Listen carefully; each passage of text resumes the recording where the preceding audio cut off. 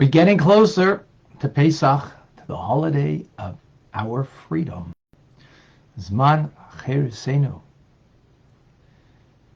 And part of that freedom is in preparation for freedom. You can't just go free just like that. You got to prepare.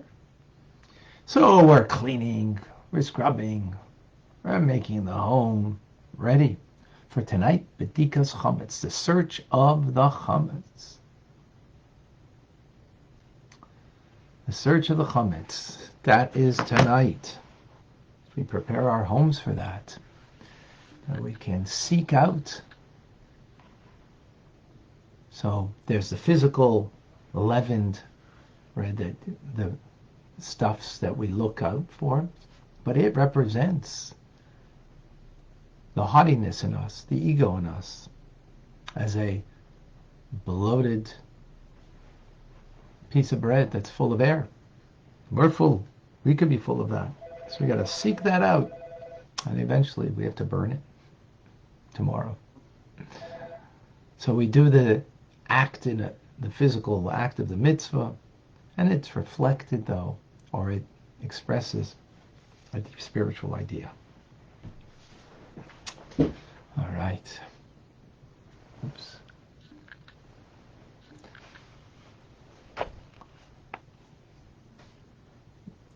A deep spiritual idea it indeed is, as every mitzvah.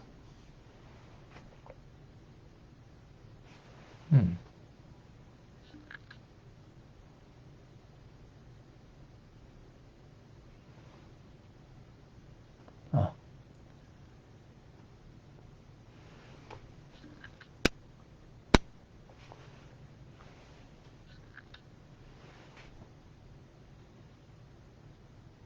All right. Welcome to Tanya today. I'm Rabbi Ronnie Fine, coming to you from Chabad Zurich and Judaism, Montreal, Canada. It's a privilege and a pleasure to share with you the Tanya. We share with a lot of people.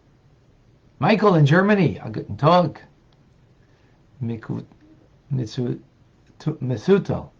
oh, wish I got that right, has joined us in Oslo, Norway. Beautiful. Brett is joining us in Pennsylvania, Boker Tov. And Rabbi is in Morocco. Welcome. John joining us, Shalom, in North Carolina, while Jackie is in Charlotte, North Carolina. Oh, two North Carolinians. Clem is joining us in Brisbane after the search of the Chametz. It's late over there. Joseph is joining us in New Jersey, while Margaret Lozata is in Poland. Welcome. David in Gold River, California. We have Casey in Missouri. Boker Tov. Simcha is joining us in Florida.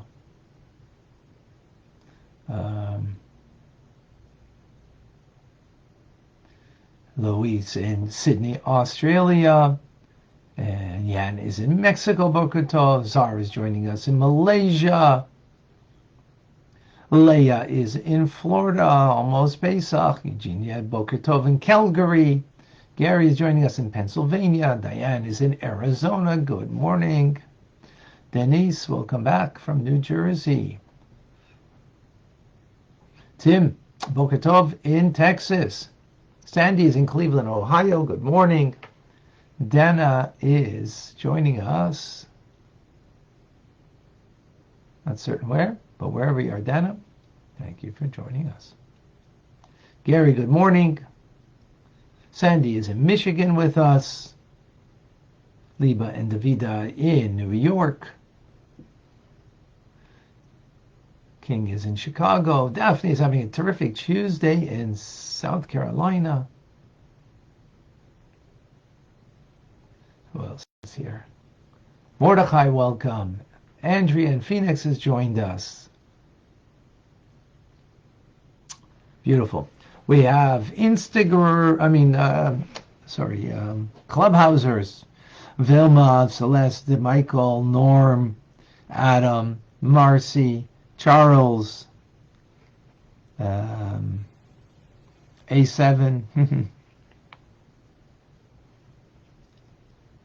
and what a light. Beautiful. All right. Instagrammers, we have Akoy in Lima, Peru has joined us. We have David in Montreal. Garcia, Rachel in South Carolina, welcome. Doron, Yenta Telebenta. Beautiful. Rebecca is joining us in Ottawa. All right, the nation's capital.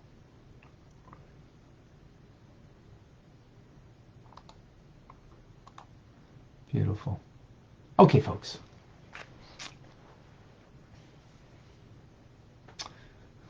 Has anybody ever said to you, you're so wonderful. You're like an angel. Is that good? We have the power, actually, to create angels. Is that good?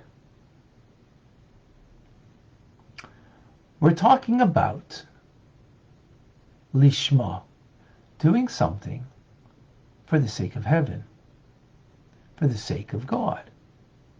And that motivation needs to be to do it for another out of a sense of love or awe / fear or respect. And you do for another. If not, then what motivates you? Me, myself, and I. What's good for me? So if you study Torah, as we're doing right now, right, and you don't do it lishma, for its own sake, for God's sake, for heaven's sake, and it's motivated by a desire to connect to God, then your study doesn't descend to the divine above. To the divine above it doesn't, meaning to the 10 divine attributes. It doesn't descend, 10 spheres, right? It remains in the worldly part, the non-divine part, but the worldly part of the world of Asiya and the world of Yetzirah. Why is that? Because the spheres are divinity. God's kindness, God's wisdom, God's compassion. That's divinity, even though it's got a measure to it. And God is immeasurable, infinite. Yet it's divine. And united with the Ein Sof, with the infinite of God, those divine attributes.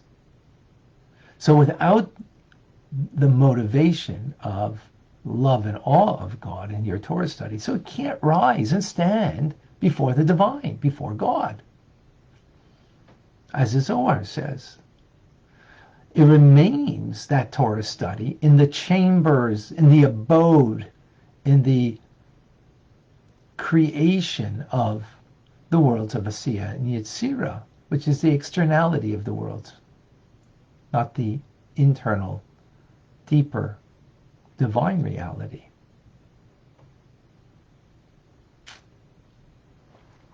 Right? And who's in the external part of those worlds and those chambers?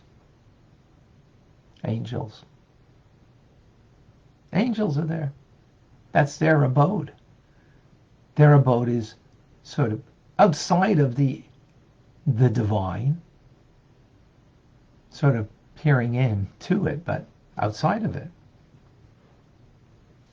And this is what Chaim Vital writes from teachings of the Arizal, that the Torah study that we do, that's without kavanah, without intent, without the motive of connecting to God through the study, right? Connecting to God with love and awe, right? Whether it's a palpable feeling or just a mindfulness,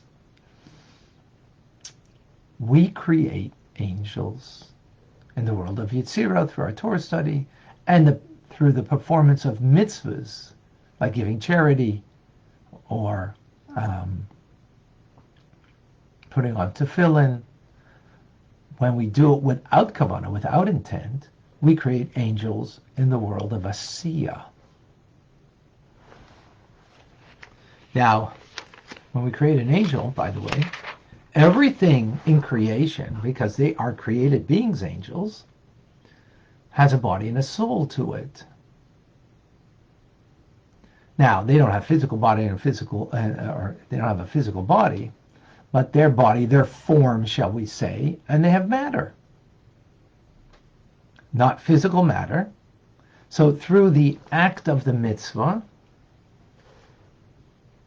right, we create the matter of the angel. Through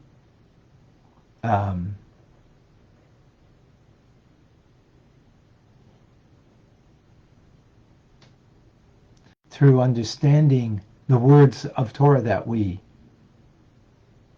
pronounce, or the prayer that we pronounce, we create the form. But we're only creating an angel, a created being. It's not going to the divine to become your mitzvah or your Torah study, a divine connection, a divine eternal connection. Now, that's when you don't have intent, kavanah. But if you actually do have intent, but it is sheloi lishma, in other words, for selfish reasons, self-directed reasons, particularly. In other words, you're studying Torah to become a scholar. Now, in the world at large, that sounds like a great thing to do. What do you mean? Why else do you go to school if not to become a scholar, right? I mean, people go to college in order to have a good time, but ultimately, right, for scholarship. That is self-directed, selfish reason to study Torah.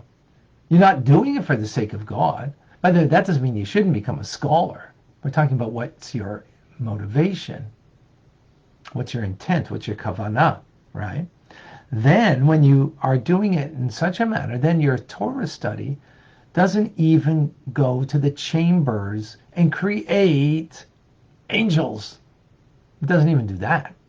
But it remains down here in the physical world in klipa, in the shell that covers over. Because since selfish motives are a product of klipa, so they become the product of klipa and stay in this physical world in klipa. And the only way that it can be removed from there is through tshuva. When we repent, so then we can take that which is inherently holy, Torah study, and it can be elevated to the divine eternally.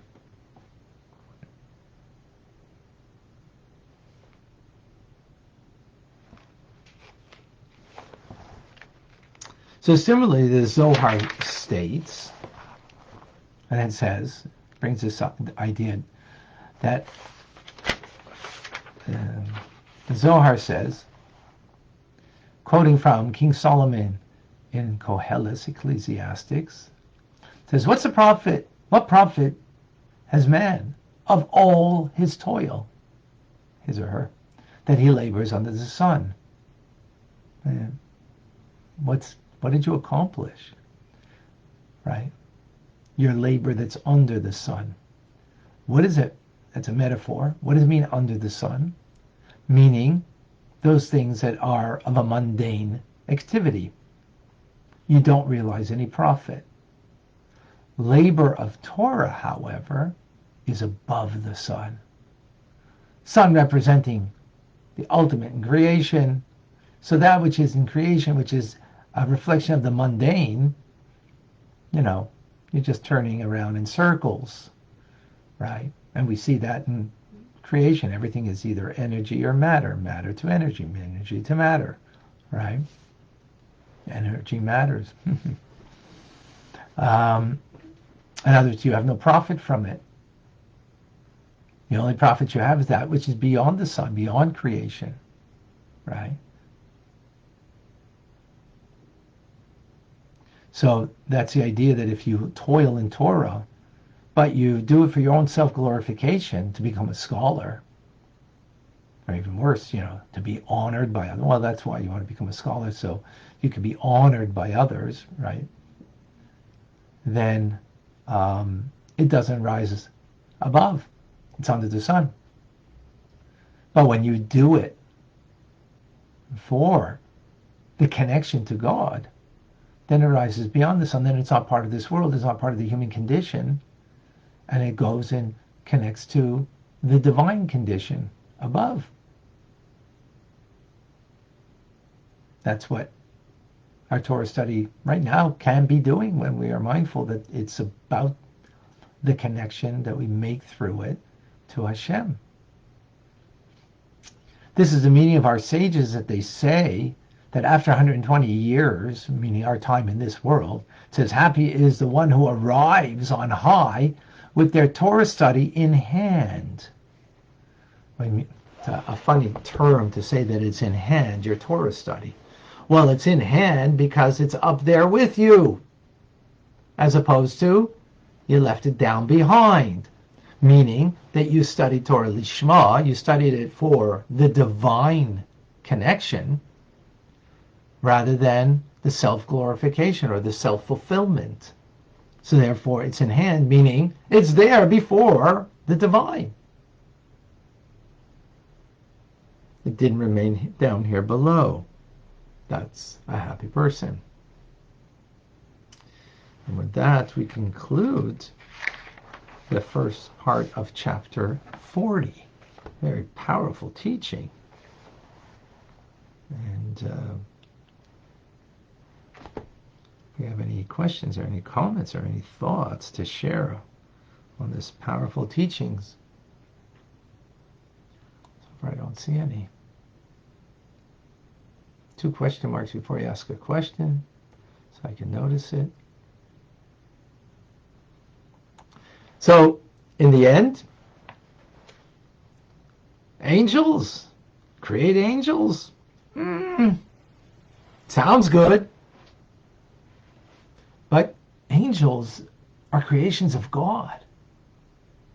Why would you want to be connected to the creative process that God created as opposed to connected to God himself? The difference is very simple. We all want to kind of feel our own significance. The animal soul needs that. Because we are broken people, we want to fill ourselves up. We all have brokenness, but brokenness we should not sense that we're broken. We should know that we have brokenness that we need to fix. What should we sense and become our reality is that we're whole, we're complete and worthy. Not because we did something, but because we are something divine. If we have something divine in us, so then we can rise beyond the human condition to touch the divine. And to do that is to rise above my own human but yet selfish need to be seeking merely my fulfillment. Rather, what I can do is to fulfill what God needs me for. Make that my motivation. Make that what I'm here for, because indeed that's why we're here, in order that we can fulfill what we are needed for. And what are we needed for? That we should attach ourselves and have the mindset, the mindfulness that we're attaching ourselves through our Torah study, through our mitzvah, to God. And we're motivated by that awareness, by that wish to attach, which is love. Attachment is love. And not to be disconnected, which is fear. We don't want the disconnect. We fear the disconnect because we want the love, the connect, through every time we study Torah and do a mitzvah. All right. Beautiful. All right, folks. Rambam is coming up. A reminder, tonight we do the search of the Chametz. Oh, Rachel, those who study Torah for the sake of being a scholar are impressing others. Does it accomplish anything? Well, remember that the Torah study, we learned already that even when you do study Torah for the selfish reasons of your own self-fulfillment, or, to become a scholar, to be honored by others, right? We still should engage in Torah study, because Torah study is inherently holy, because it's God's will and wisdom. So from the negativity of our intent, we will ultimately come to do it for the sake of God. Because ultimately God is good. And we are too. And we will come to that goodness, hopefully in this lifetime. 1 second, Ellen. Thank you, Rachel, for that.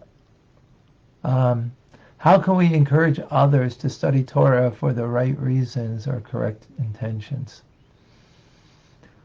I guess if they listen to this class, it might happen. Might be helpful, right? I don't. That seemingly would be a way, at least. What happens to those who never study Torah? Well, they have other mitzvahs. I'm sure they gave charity. I'm sure they've, prayed to God, or they've done acts of loving kindness. Went to visit somebody, that was sick. That's a mitzvah. The Talmud tells us about the Jewish people. The sages tell us that a Jew is full of mitzvahs just as a pomegranate is full of seeds. The sinful Jew is full of mitzvahs, that is, just as a pomegranate is full of seeds. So, yeah, it's there. It's, it might be lacking in one area. Alan, please share with us. Okay, so I'm kind of really interested in this, in where Kabbalah plays in the receiving of our mitzvah. Right. And I think the Alter Rebbe speaks about this a lot.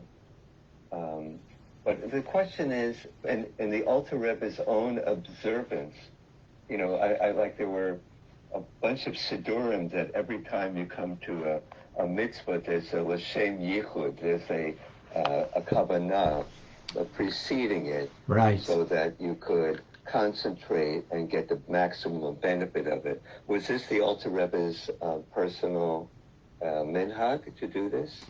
So we say the L'Shem Yichud Kutchabrichum every day before Baruch Sha'amar in the prayer service, page 30. Once. Right, once we do it. Well, because it's once that we have in mind throughout the day.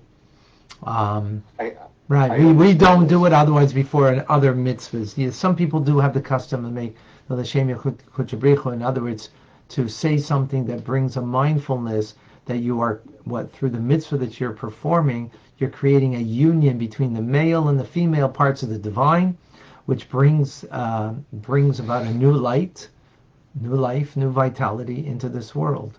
Yeah, so absolutely correct what you're saying. And but our custom is to do that just the once a day. But it wasn't the Alter Rebbe's personal minhag to do it more often, or? Oh, not to my knowledge, but I could. That's my question. Oh yeah, not to my knowledge, because this is what he writes, and he doesn't write to do that before other mitzvahs. So I would imagine, unless, I might be incorrect, but I would imagine what he wrote for us is what he did too. Okay. That's the way I would understand. That's just my question. Right. Okay. Thank you, Alan. Norm, welcome. Good morning. Thank you. Thank you to everybody. Morning, Alan. So, I wanted to add something. It's such a simple question, and I feel foolish, but I just Please don't. You're with friends. Okay. All right. Thank you. So, obviously, together we study Tanya, and I'm very proud of this, and I told other people about it. I hope not immodestly, but to study Tanya, we're also studying Torah. Is every like how do we? When do we know that we're studying Torah? We study the prayer service for the siddur to get better at davening, which is something I do. Is this also studying Torah? What What's the qualifies? parameter of the study of Torah? Very good question. Yeah. Ah, that was a very good question. Um, so, if anytime obviously you're learning from Chumash, 5 books of Moses, or you're learning Rashi's commentary, which is the oral Torah to explain, like we do every morning around 8:30, 8:40, we learn Chumash and Rashi every morning. Then you know that is. Actually, I probably should do that on other mediums, especially Clubhouse. Maybe I should do that every morning. So, in any case, see, your question aroused a good a good thought. In any case, so learning, if you're learning Maimonides, Rambam, like we're going to learn next, it's also part of the oral Torah. It's also part of the parameter of Torah teachings. By the way, that you need to make a blessing before you study Torah, and then study the Torah. One shouldn't learn Torah without making the blessings over the Torah first. Just like when you have an aliyah to the Torah, you make the blessings and then you read. So likewise, before you study every morning, I mean, this is part of the ritual in the morning of those that pray and say the morning blessings. It's there. But so Maimonides, Tanya is a part of that. Anything that is part of the sacred teachings that have been accepted, as part and parcel of the divine teachings that have stood the test of time. For example, Maimonides in his times, people rebuffed it, even burnt his books because they felt that he did things wrongly, which we won't get into now. But it stood the test of time. Tanya was repudiated by many those who were against the Hasidic movement, but now it's accepted by all. When I say all, I mean the Torah giants of the day. I don't mean just anybody, because if you're not a scholar, so then you don't know what to accept, what not to accept. So it's anything that is accepted as part of the oral tradition to be a continuum of that. That's called Torah study. So today, even it's currently in our day, learning a sikha from the Rabbi, right? That he might have said, 35 years ago. I mean, it's so current. How could that be part of Torah? No, because Torah, on the one hand, is carved in stone, like the 10 Commandments, or the 5 books of Moses. But the oral tradition is something that grows, and it doesn't stay static. So we have the two opposites. On one hand, carved in stone. On the other hand, it is forever growing and moving forward, so to speak. As opposed to other traditions, either they're carved in stone and they still kind of practice things the way they did 1,000 years ago, or whatever, or whatever was the past, they have long forgotten it, and they move the envelope forward. But there's nothing carved in stone. In Jewish teachings, we have the two opposites come together with our ultimate paradox, as all truths come in a paradox. I hope that helps you, Norm. Very much, very encouraging. If we work on our davening, is this also studying Torah? Well, if you're learning about the davening, then that's Torah. But otherwise, if you're davening, then it's prayer, right? Then it's prayer, which is a different mitzvah. Which is, on the contrary, prayer. Studying Torah is about an intellectual pursuit, in the sense that you are trying to understand the wisdom of God in the Torah's teachings, right? Whether that wisdom is direct in the 5 books of Moses, or it is, so to speak, indirect by the Alter Rebbe or the Rebbe or Rashi or the Rambam, that it's through them that wisdom is being revealed, right? That's what they're doing. They're revealing God's wisdom. They're not kind of, making up God's wisdom. They were just revealing the teachings in the oral tradition. Yeah, so, when it comes to prayer, though, the prayer is about the heart, and it's in the heart. So it's a different dimension. So when you're praying, you're trying to refine yourself and refine your heart, that you could be more sensitive to the divine rather than to our self-directed nature. Beautiful. Thank you, Norm. Thank you, Alan. And thank you all, actually, for sharing. And being here daily as you are, which is, I still am humbled every day to see that there's, on the 3 platforms that we have,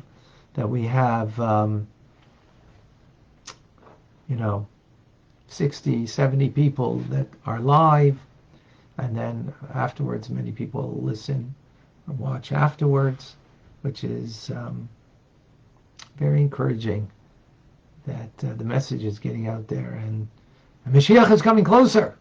So a reminder tonight, search for the chametz, search inwardly also at the same time, knowing that we have something in us that needs to be owned and removed and eradicated. If we can think about one thing that I have to get rid of, my internal chametz, we need to express it tonight by physically taking a candle. The custom was with a spoon, wooden spoon, and with a feather. That's the way they did it way back, and we continue doing it way into tonight. And it's beautiful. And it's a beautiful tradition. I'm Rabbi Ronnie Fine, coming to you from Chabad Zichron Kadeshim in Montreal, Canada, where it's a privilege and a pleasure to share with you the Tanya. Have an amazing, great day and a great preparation for Pesach. Tomorrow we'll continue. God bless.